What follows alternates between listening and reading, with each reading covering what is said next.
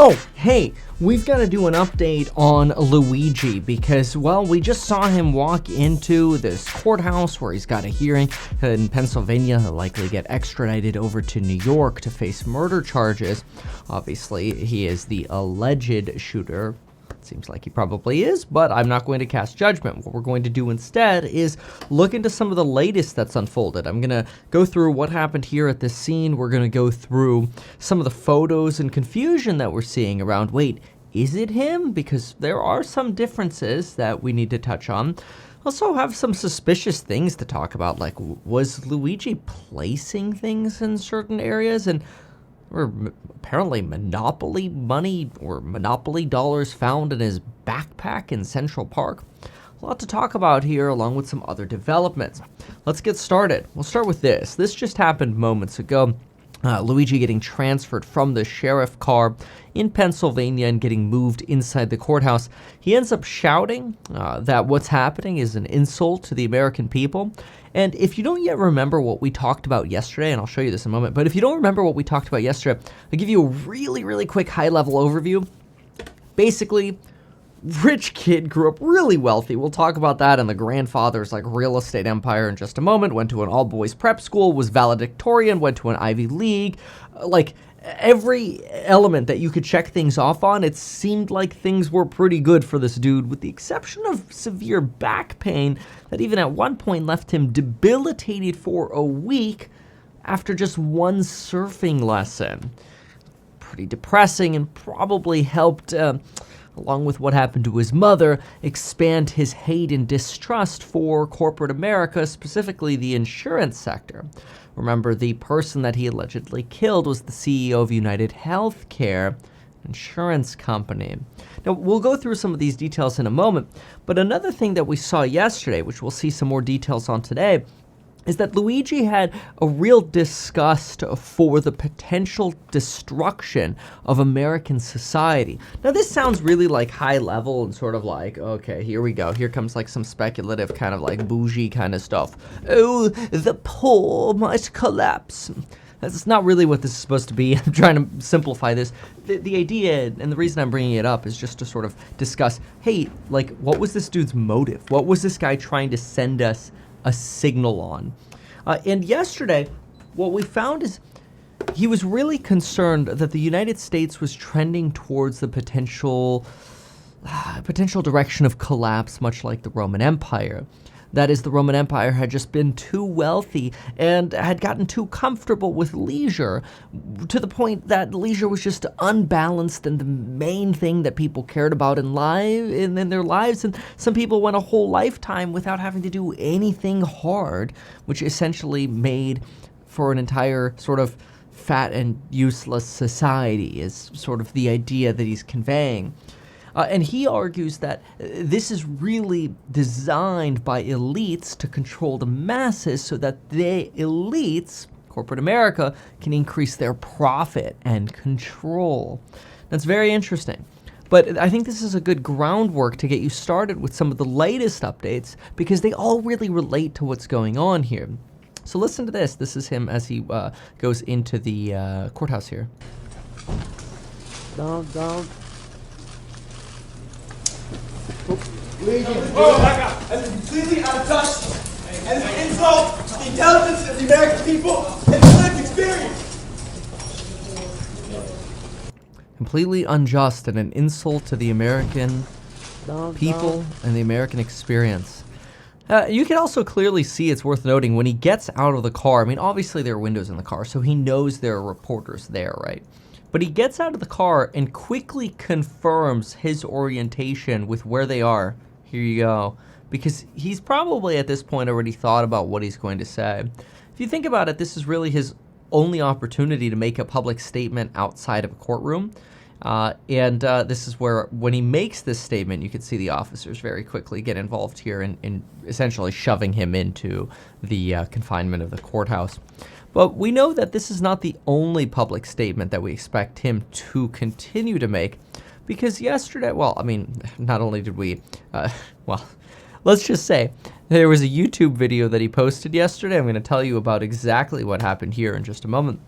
But when you start a murder with engravings on shell casings, deny, defer, and defend, clear attack against the insurance industry, it's obvious that what he is doing is trying to light a fire of debate over elitism, corporate wealth, and corporate control over society. This is really what this is. And to him, even the New York Times on their front page right now, and trust me, I'm not the biggest fan of the New York Times.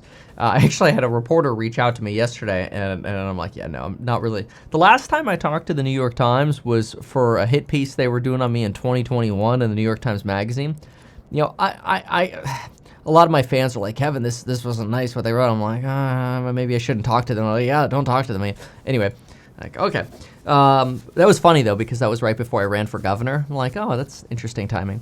But they're reaching out again. But anyway, the cover of the New York Times right now argues that Luigi potentially saw himself as a hero for what he did and sort of igniting this tinderbox.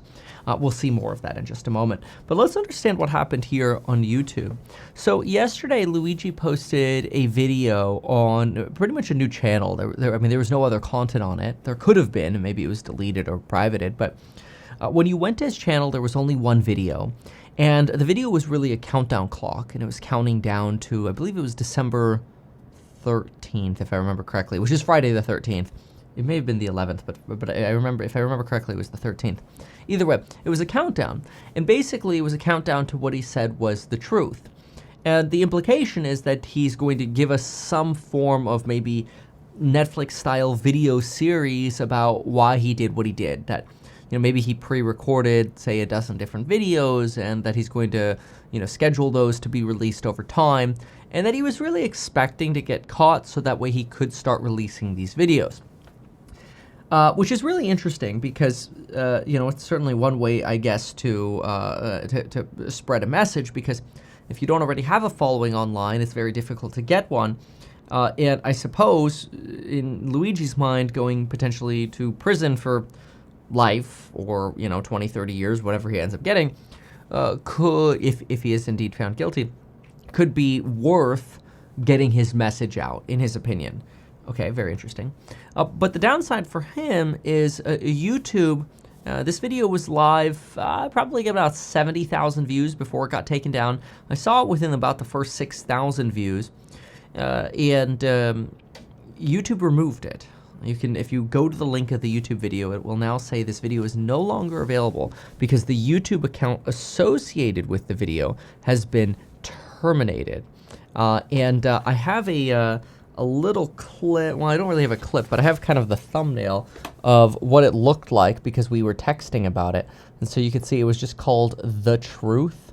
And then it sort of had that tick-tocky clock, which the video sort of plays that. If I click on it now, video not available is what we get. Sort of the same message here. Now, after this, I posted on X that, oh no, YouTube has terminated his account. And after that, we actually saw Luigi's account on X also get terminated. After which Elon Musk ends up jumping into this discussion, and he writes the following: "This happened without my knowledge, looking into it. And Luigi's X account has now been unsuspended," probably, following a statement or comment from Elon Musk. Oh, look, there's Max in the Cybertruck. He loves it. But this is really interesting because if you go to this account, in my video yesterday, I was mentioning that, we saw this account when it had 15, 20,000 subscribers, and it was at about 100,000. It's gained another about 200,000 subscribers on X since then. Actually, I think that's about how many followers I have on X, which is kind of interesting. Not that it matters, but it is interesting. This is growing. A lot of people are looking at this and seeing, okay, are there going to be any other new posts? We're just sort of going through the breadcrumbs that he's left, which we talked a lot about yesterday. So we saw this video. Some other things that are worth talking about here are, well, first of all, the Pokemon. This was interesting. In his profile banner, there is a picture of the spinal fusion right here, which is when you take sort of this misaligned portion of a spine, align it with a plate, and basically try to bring it together. Then, of course, we have his fitness photo, and then we have this Pokemon, which somebody broke down some of the details of this Pokemon. So I thought that was pretty useful. Thanks, Lewis. Anyway, this particular post, they say, the Pokemon on his X profile heals poison as its ability. Never heard of someone having this specific Pokemon as a favorite. This is intentional. So this is the Bulba Garden. Well, this is images on Bulba Garden archives. I don't know if that's what that Pokemon is called. But anyway, that's interesting. Effect Spore or Poison Heal. So a spore, is fungal, but often fungal is associated with disease, and poison is obviously associated with something that does damage to you slowly over time. Based on what we heard yesterday, or the breadcrumbs we went through yesterday, this poison or fungus or disease might refer to either that corporate elitism we talked about earlier, or just sort of the damage of social media on mental health for younger Americans, specifically younger men. And so I found this very, very interesting. And it was quite remarkable. I don't really want to show it because I think it's mostly ridiculous, but I saw this post right next to a post from somebody saying, hey, should I invest $80,000 into Bitcoin or a new BMW? And they were asking the Tate brothers that. And the Tate brothers responded and said, well, you can't get your you-know-what sucked in the back of a Bitcoin. Oh, boy. All right. So from a dad with 7 kids and a finance dude, this is really sad because that is what a lot of social media promotes. And I think it's really unfortunate because obviously the best ideal example here would be we'll use that to either invest in yourself and your education or invest in, an investment, like something that's not butter. We always like to say invest in guns and not butter. Guns are things like real estate, stocks, corporate ownership, or your own education to better yourself or paying off debt, right? These are good things. They increase your foundations of success. But that's the kind of, in my opinion, sort of toxic stuff we see on social media regularly that just sort of messes people up and sends them into this loop of, oh, okay, got it. So in order to be happy, I need a better car. And then you end up with mental health problems because, wow, that new car effect fades away and now you don't have money anymore. Now the car's depreciated in value substantially. It's a disaster. They say, what's the joke about BMWs? They say something to the effect of, you need to be wealthy to buy a new BMW, but you need to be like mega rich to buy a used BMW. I don't know, something like that, basically, because used BMWs apparently cost a lot of money in repair. I've seen that before myself. But anyway, okay, so that's a little bit on the Pokemon there. Then we have a little bit else about a potential leaked email here that came out, or somebody shared this email. This was an email from Luigi while he was in Japan. He writes, can't wait. I'm in Japan for the start of May, so 5 to 10 p.m. here is 9 a.m. to 2 p.m. UK time. I'm free most days in that time range. Are you free the first week of May? Regarding the NPC behavior, Japan is peak NPCville. Scary lack of free will in this country. This is a big deal for him, by the way. Remember what we talked about with the Roman analogy, that everybody was sort of being placated at the events and the circuses, and the stories that he posted or posts that he reposted on X about, other authors saying that men need struggle in their lives and they need to be able to conquer that struggle, that failure is not bad for a man, but rather lack of purpose is the greatest failure, right? So this sort of relates back to that. When you talk about people being an NPC, which is non-player controlled or non-player character, depending on sort of what games you got used to NPCs in, they sort of have different phrases for them. I started in MMOs in RuneScape and then World of Warcraft. Just think of them as like the quest givers that stand there and they're like, may the winds be at your back. Glory to the Horde. And then they go back to standing there, or they kind of walk their pattern back and forth, and then they go back to standing there. It's really like an insult to people, essentially, if you call somebody an NPC, that they're so rigid, they're basically operating on a script where they just sort of do the same thing over and over again. They have no free will. They don't do anything because they're programmed on a script and they go back and forth. Now, in other readings, Luigi actually at one point was considering developing video games. I think that's awesome. I've always wanted to design video games myself. I wish there was like a really good MMO alternative to World of Warcraft as an example. But whatever. MMO hack? But I find this very interesting because he says, I'll have to tell you a story from my morning today where I saw a dude having a seizure on the street and ran 2 blocks to the police station. They followed me to help, but refused to walk across any empty streets if the spotlight was red, even while the guy was seizing on the ground. Okay, it's basically an argument that exigent circumstances call for breaking the rules. This also relates to some of the commentary or breadcrumbs that Luigi has left regarding following rules and laws that exist in society, like thou shalt not kill. He seems to believe that killing is justified because, quote unquote, they had it coming, but also because he is conducting the lesser of two evils. That the healthcare industry, for example, potentially kills many more people than Luigi ever has or will. Probably will is the appropriate word here. And therefore, he is actually a hero bringing light to these problems as a way to potentially break a rule to save more lives. You know, obviously that could be very self-diluted. Nobody here should be encouraging murder, but that seems to be what the breadcrumbs are here. So, interesting post. Okay, let's keep going here. This is just some of what you're finding in terms of speculation that people have that maybe he's not the right person. And what you end up getting here is a post of a photo of him with his mask on and hoodie on, and here a differently lit photo suggesting he has a unibrow and that maybe he or he doesn't. I can't really call this conclusive.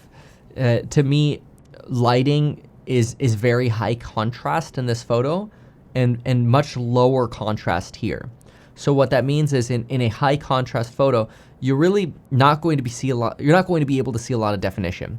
I mean, look at the outline of this jacket. In real life, a jacket doesn't look this flat, but you could barely see the difference between the shadow under the chin of the jacket here and the actual jacket. It's like almost a color gradient, right? Very, very, very little difference in the blacks over here. The same is going to be true over here in that the skin underneath is just going to show up much more in a low resolution photo than actual hair.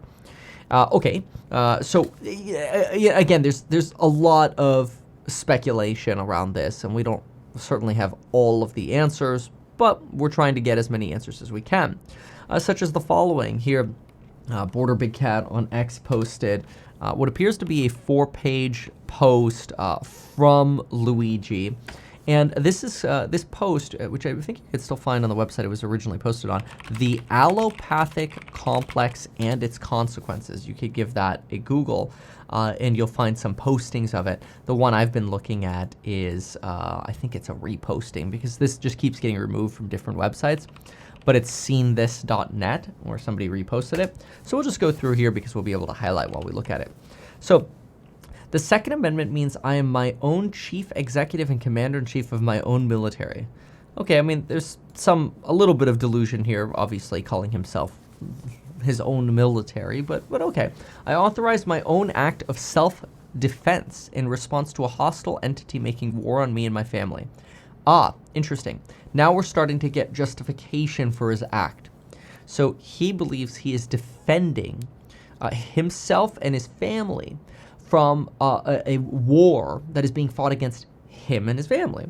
As we go through this, you'll see there are a lot of struggles that his mother had with healthcare regarding back pain, and that he also has regarding back pain and healthcare.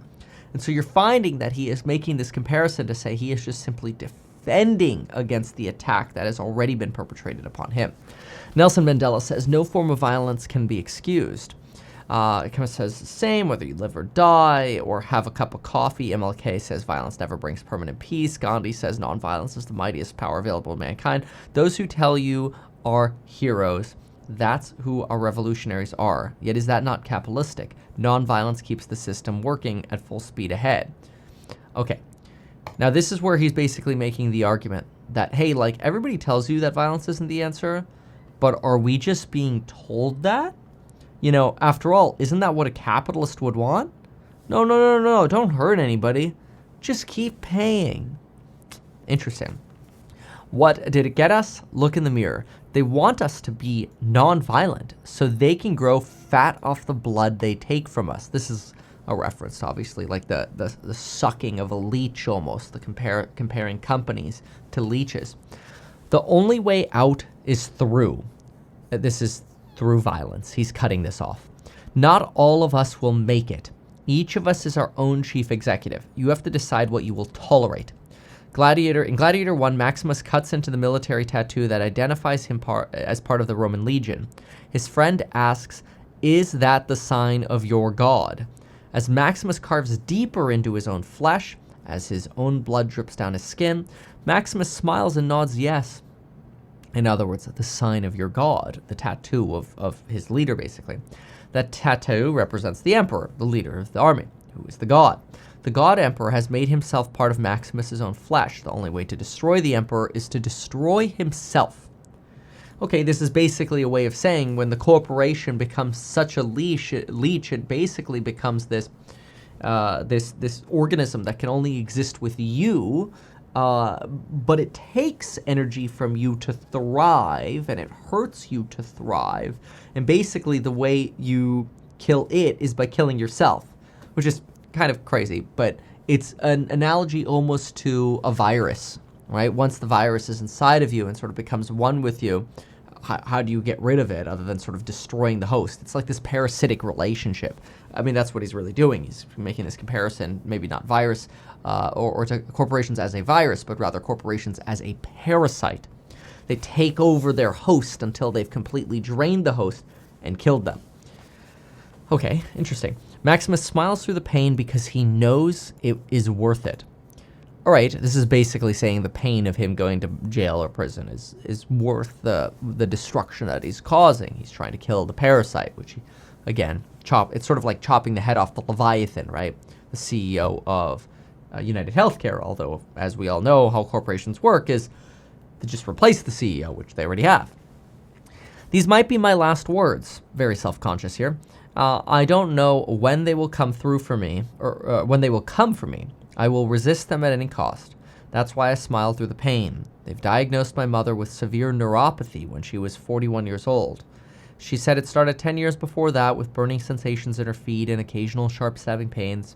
At first, the pain would only last a few moments, then fade to tingling, then numbness, then fade away to nothing a few days later. The first time the pain came, she ignored it. Then it came a couple of times a year and she ignored it. Then every couple of months, then a few times a month, then a few times a week. And at that point, the tingling faded to numbness and the pain would start. The discomfort was constant. At that point, even going from couch to kitchen to make her own lunch became a major endeavor. It started with Advils, ibuprofens, until the stomach aches and acid reflux made her switch to acetaminophen, Tylenol. Then the headaches and barely sleeping made her switch back to Advils. The first doctor said it was psychosomatic. This is a way of saying it's all in your head. Nothing was wrong. She needed to relax, distress, and sleep more. De-stress, not distress, and sleep more. The second doctor said it was a compressed nerve in her spine, which would cost $180,000 to recover from.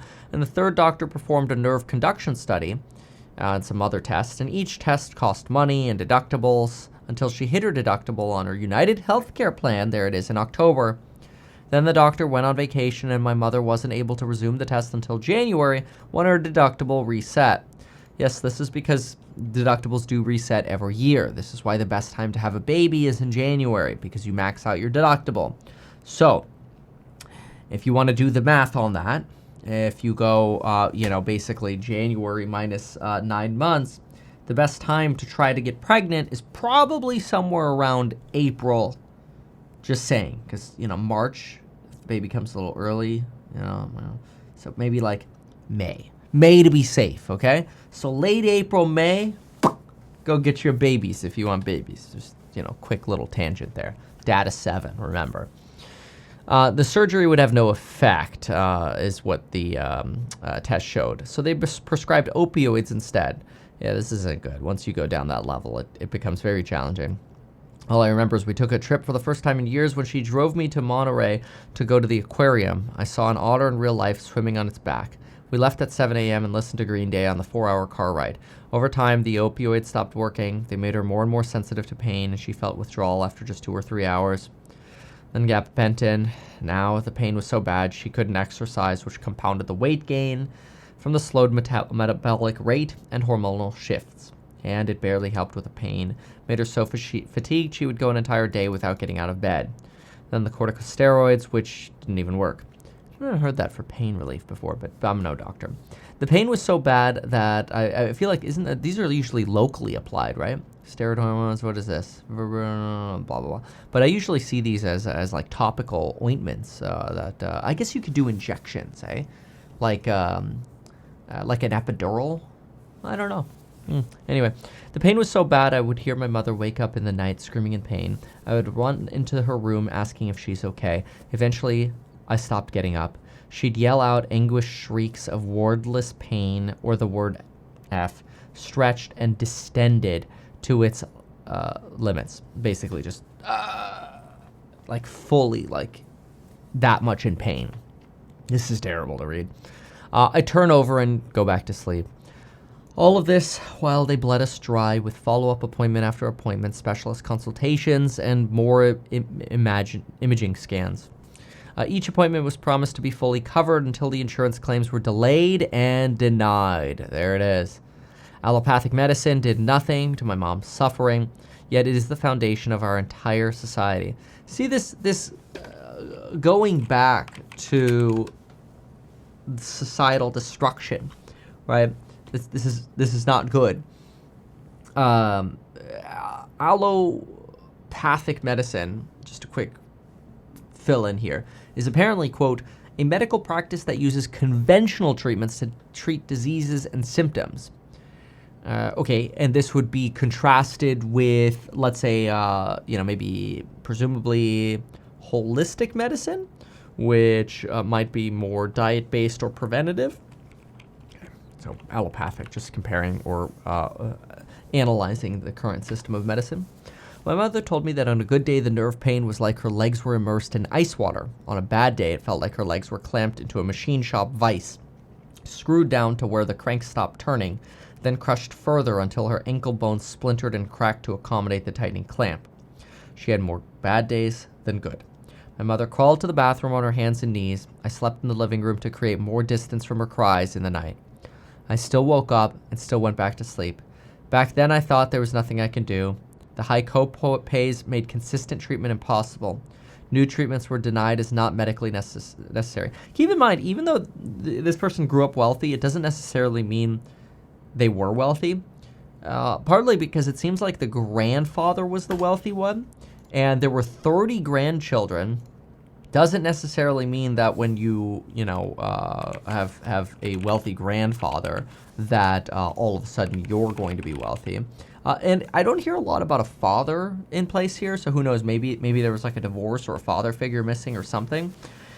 I severely dislike CNN, but I did think they had an interesting breakdown here. The suspect's grandfather, Nicholas Mangione, a former masonry contractor, told the Baltimore Sun that he started working at 11, built a local real estate empire including a nursing home, multiple nursing home facilities around Maryland, and 2 country clubs in Baltimore. The younger Mangione, who is one of more than 30 grandchildren of Nicholas and his wife Mary, volunteered at the family business, the nursing home, while he was in high school, so on and so forth. He ended up graduating from Gilman High School, an all-boys institution that is known as Baltimore's one of their most classy schools that exists, where he was high school valedictorian in 2016. You can actually see his valedictorian speech. It's not heavily useful to what we're doing right now, especially since I do want to go through the rest of some of like the conspiratorial stuff that's going on. But we might take a quick glance at it. But I do want to say, when the family is wealthy, it does not necessarily mean that a mom and a son are. and sometimes they can get lost, especially if there's divorce or some other hardship or medical bills or whatever. So, you know, I don't want to. Basically, I just don't want to draw this conclusion that, oh, for sure they had money. What are they complaining about? We don't know that for sure. We know that the rest of the family had money. Anyway, this is just a brief clip of him giving a valedictorian speech. I'll give a quick little shout out to this. And Chris Wolf helped put on the show that I doubt any of us will forget. How about this winter when Kevin Wang delivered a senior speech? Personally thank each of you for sending your sons here. So you can see so far it's all boys school. So far, just thank you, shout outs to various different people. Afternoon.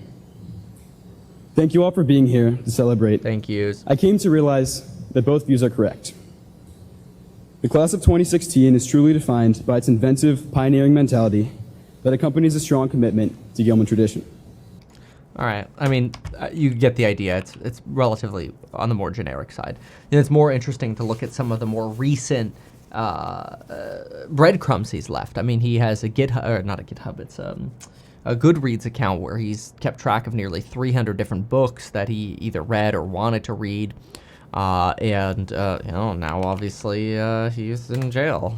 Here's the photo of him in a holding cell. This is a photo from last night, and before he was actually moved into, or changed rather, into the gray, the orange jumpsuit, and then into the courthouse that we saw. In fact, here's a brief video of him actually getting out of a police cruiser last night. Sure thing, Aaron. Well, yeah, I'll say just about an hour ago, I was there inside that courthouse watching as Luigi Mangione walked right past myself and a number of other reporters. He was wearing a blue shirt, blue jeans. He was, of course, handcuffed, and he looked, even in this court appearance, visibly distressed, but he kept his brow furrowed through the duration of this arraignment hearing. And I should say what was interesting, though, Aaron, is you said we haven't heard a statement from the suspect. He did actually speak inside of that courtroom to the judge and to all the folks who were in there, but it was on very selective issues, and I'll just kind of go through what we heard. The judge asked Luigi Mangione a number of questions, first about his identity. So Mr. Mangione confirmed that that is his real name. He initially said that his residence was in Maryland, but then the judge actually pressed him on that, and then he said, actually, I have lived at various addresses, before then ultimately giving an address in Honolulu, Hawaii. Then he also said that he has worked for 3 years as a data engineer up until about a year ago, and he also told the judge that he has no drug or mental health problems that the court needs to know about.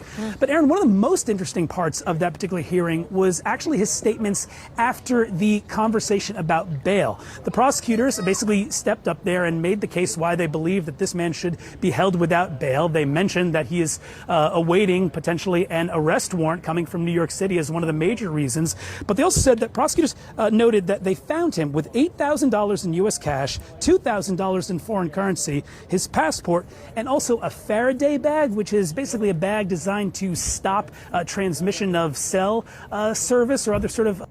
A Faraday bag is essentially a metal mesh that encompasses something. If you want to see an easy example of a Faraday cage, take your phone into a metal elevator, not with glass on the side, and your service almost always goes to zero unless there's some leak in the cage. Another example of a Faraday cage is a microwave. Just put your phone in the microwave. Don't turn it on, obviously. Put the microwave on. You can leave your phone on. Put your phone in the microwave. Leave it in there for like 30 seconds. Then open the microwave door and look, and your service should be gone. It's sort of also like a quick little way to check if the Faraday cage of your microwave is working. The purpose of your Faraday cage working in a microwave is to keep the microwave radiation inside the cage, if you will. You can search more about Faraday cages online. But there is this belief that maybe some of this currency, the real currency, was planted on him. That's at least what he's alleging. Who knows? A lot of people are speculating that this is very odd that somebody so privileged would potentially go through these lengths to drop like mystery items in the trash pile, but not really drop them in it. Just sort of like place an object right there, which is kind of odd. Like, who does that? Who places an object on the trash to be found like that? You know, a lot of people are like, this can't be him. Like, how could he snap? I don't know. I mean, like, it's obvious he clearly pre-planned a lot of his statements, his videos, the YouTube stuff. I mean, his YouTube videos started with, if you're watching this, I've been arrested. So, like, he kind of knew it was coming, and so therefore he planned for that eventuality. So I don't know that necessarily is enough for me to say, oh yeah, there's definitely something weird going on here. I mean, don't get me wrong, the whole thing is weird. Like, why does he snap? But I don't think it's enough for me to say that for sure there are like other people involved. Frankly, I think the letter that we've looked at here does a lot to tell us what's going on in his mind. And again, it's this hate and distrust for what's going on with the rest of really the rest of the corporate elite preying on individual Americans, especially via social media. Old treatments didn't work and still put us out thousands of dollars. UnitedHealthcare limited specialist consultations to twice a year. They refused to cover advanced imaging, which the specialist required for an appointment. Prior authorizations took weeks, then months. UnitedHealthcare constantly changed their claim filing procedures. They said my mother's doctor needed to fax his notes. Crazy. Then UnitedHealthcare said they didn't save faxed patient correspondence and required hard copies of the typed notes to be mailed.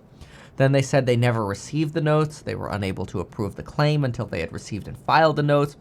This is actually very normal. Like, have you ever done like a mail-in rebate where you buy something and you're like, oh, this is $199, but that's only with a $50 mail-in rebate. So I'm going to pay $250 now, and then I'm going to do a mail-in rebate for $50. Well, the reason they do mail-in rebates is because, and they don't do them too much anymore today, but the reason they do that is because they know, like, maybe only 30% of people are actually going to go through the hell of doing the mail-in rebate. So if only 30% of people are going to take the $50 discount, then the company's not actually selling the product for $199. They're actually selling the product for, let's see here, 50 minus 15. They're selling it for about $234, right? So it's just a way to increase profit margins. The harder you make something to do to claim a benefit, the more people will say, oh yeah, I'll take that benefit, buy it assuming they will, and then they realize, oh, I have to cut this out and self-address an envelope and do all this crap, and then people just forget to do it and they never do it, right? That's kind of how insurance is functioning as well. They promised coverage and broke their word to my mother. With every delay, my anger surged. With every denial, I wanted to throw the doctor through the glass of the wall of their hospital waiting room. But it wasn't them, it wasn't the doctors, the receptionists, the administrators, the pharmacists, the imaging techs, or anyone else we met. It was UnitedHealthcare. There it is.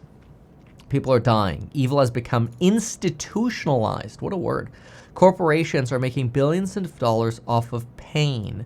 You know, he also follows RFK on X, by the way, which is somebody who's really trying to, you know, transform this sort of complex that we have in healthcare of basically sick care versus healthcare, right? Preventing people from getting sick.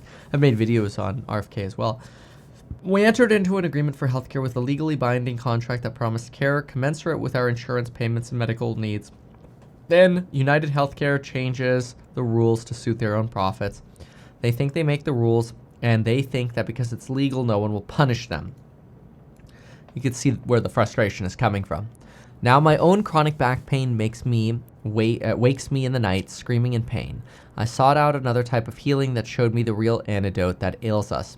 I bid my time, saving my last strength, to strike my final blows. All extractors must be forced to swallow the bitter pain they deal out to millions. As our chief executives, it is our obligations to make our lives better. First and foremost, we must seek to improve our own circumstances and defend ourselves. As we do that, our actions have ripple effects that can improve the lives of others. See? Remember how I said lighting a tinderbox? Rules exist between two individuals in a network that covers the entire earth. Some of these rules are written down. Some of these rules emerge from a natural respect between two individuals. Some of these rules are defined in physical laws, like the properties of gravity, magnetism, or potential energy stored in chemical bonds of potassium nitrate. No single document better encapsulates the belief that all people who are equal in fundamental worth and moral status and the frameworks for fostering collective well-being than the U.S. Constitution. Writing a rule down makes it into a law. I don't give an F about the law. The law means nothing. What does it matter?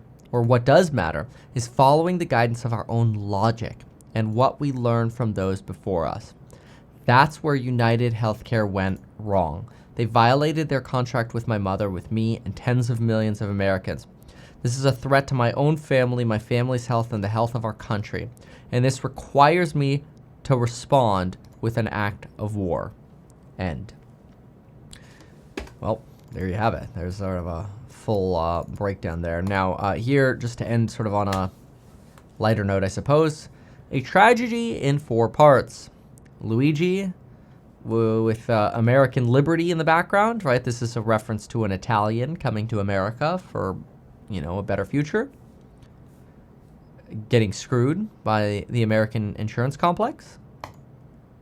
Killing the CEO. Getting arrested.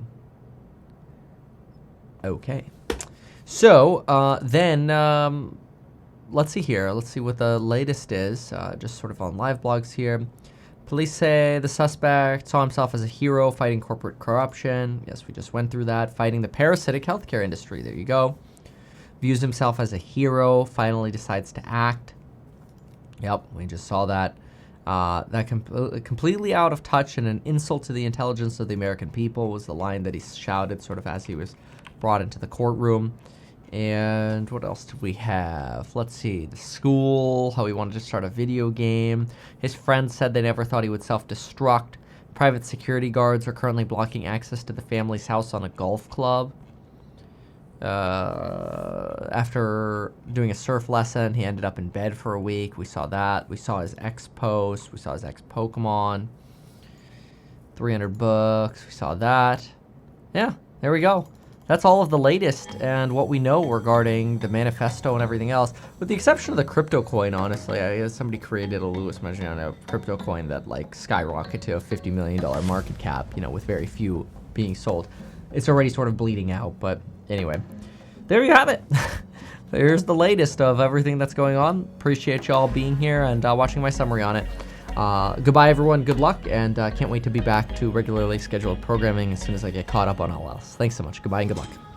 Why not advertise these things that you told us here? I feel like nobody else knows about this. We'll try a little advertising and see how it goes. Congratulations, man. You have done so much. People love you. People look up to you. Kevin Paffrath there, financial analyst and YouTuber. Meet Kevin. Always great to get your take.